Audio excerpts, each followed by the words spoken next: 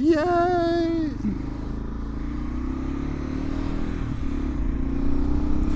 Power! Oh my goodness.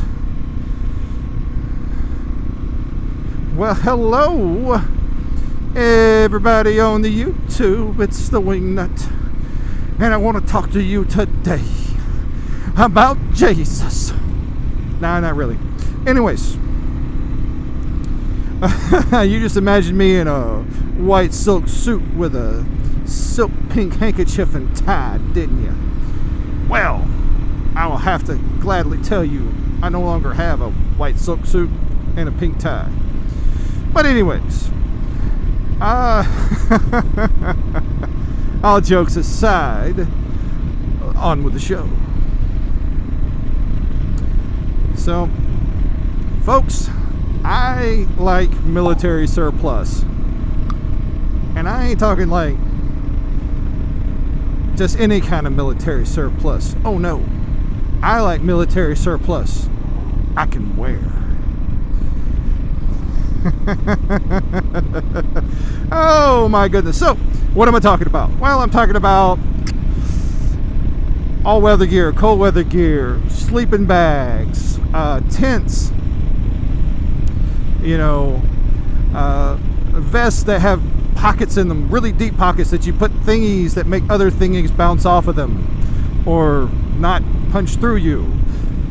I like military surplus. I've in fact have been using military surplus almost daily since I retired, and before I retired I would always buy field jackets, the old school field jackets. I would buy military boots. My summer riding boots are actual old school jungle boots. The thermal layers that you can buy. Military surplus just is pretty good stuff, man. It can be. Right now, I really want to do a winter camping trip because it's February, and I don't have a sleeping bag. Well, I know that the military sleep system that you can buy from most military surplus places and online and local, like we got Sergeant Troy's down the way, who is not a sponsor, but it'd be really cool if they did. I like going there and grabbing gear. If I need a holster for a pistol, they've got it. If I need, a new sleeping bag, they sell it. And I think it's negative 55 degrees survivability in the military sleep system bags. Now that doesn't mean comfort, but it's like your bivvy, and then the patrol bag, and then an intermediate bag, and then they got like a cold weather bag, and you zip them all in together, and you're just a big old camouflage burrito that is warm. They also sell the combat sleep, the ICS. I don't know what it stands for. Integrated Combat Shelter, I believe is what it stands for. Don't quote me on that. It'll be on the screen.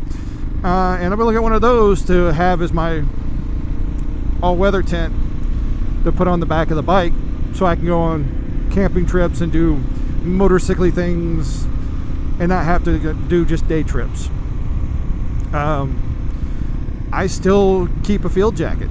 I still like the old flight deck boots. I still have a pair of flight deck boots. I mean, I've got my blue NWU type, whatever the blue ones were, parka and liner, fleece liner. My old Bulwark coveralls. I like to wear those when it's, I'm working. It's just, military surplus is a thing to have. Now, military surplus vehicles, I don't have a problem with those either. I've driven quite a few. And, it's just one of those things where you can go and you can look for a really good cold weather, like stupid cold weather sleeping bag. and you're going to pay, you know, $200-300 for one of those things. Or you can spend $100 to $170 on a military sleep system that might not pack down to a very small bag that's only 3 pounds. You know, it might be a 9-pound system, but it doesn't mean you have to use all of it at once. If you know kind of what temperatures you're going to be dealing with, you can adjust for that. That's going to be something pretentious. So that's one thing to think about.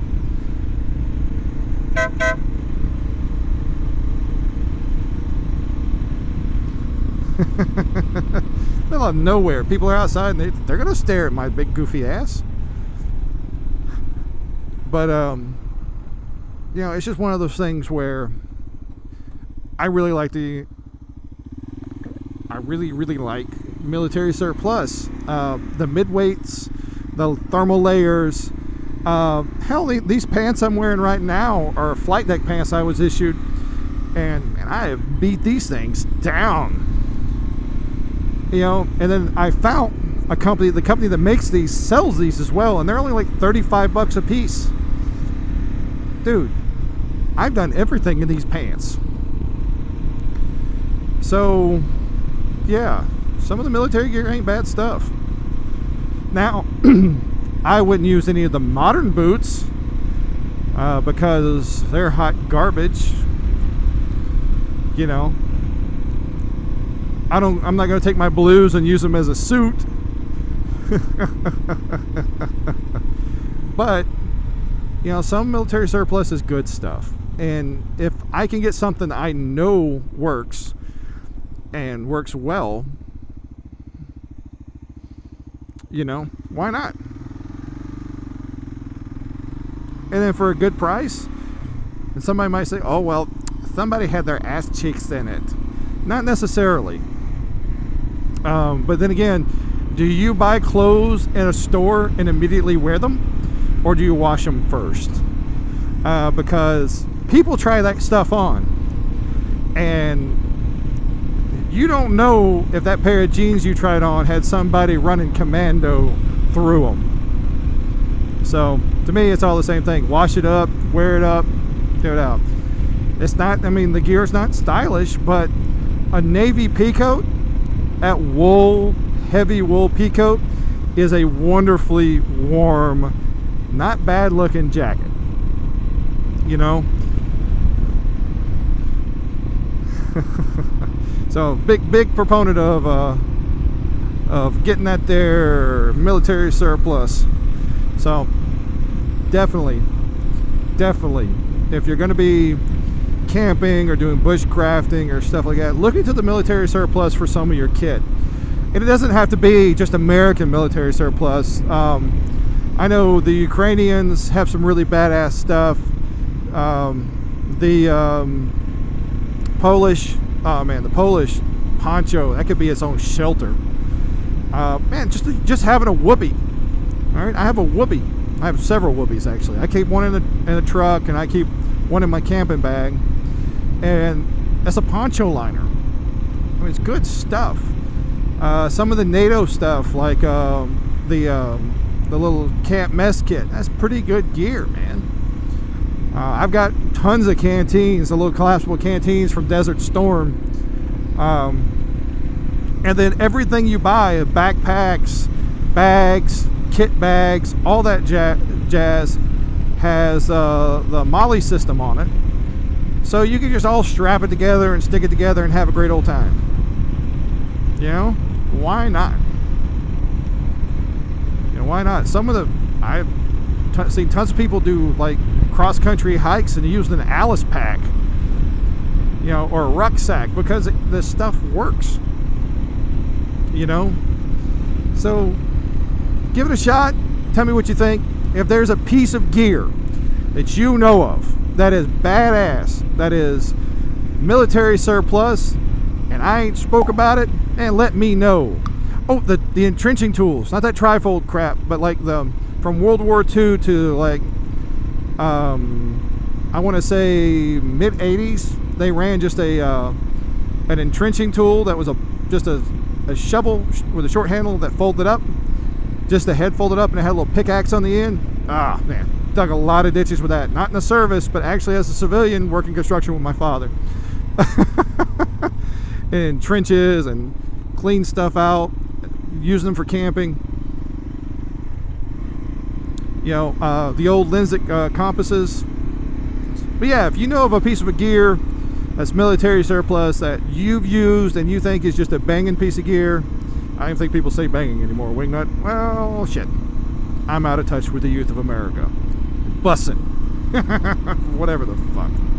Anyways, if you know about it, hit me up in the comments with it. Let me know.